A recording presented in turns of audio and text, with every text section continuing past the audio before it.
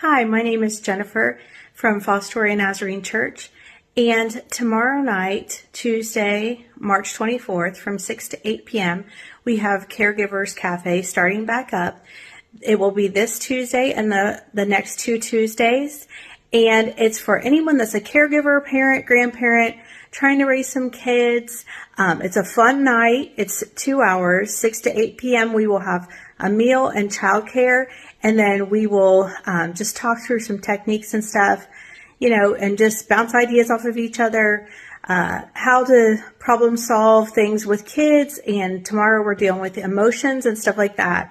So if you have any questions, contact the church, and please register ahead of time so we can plan for food. We hope to see you there.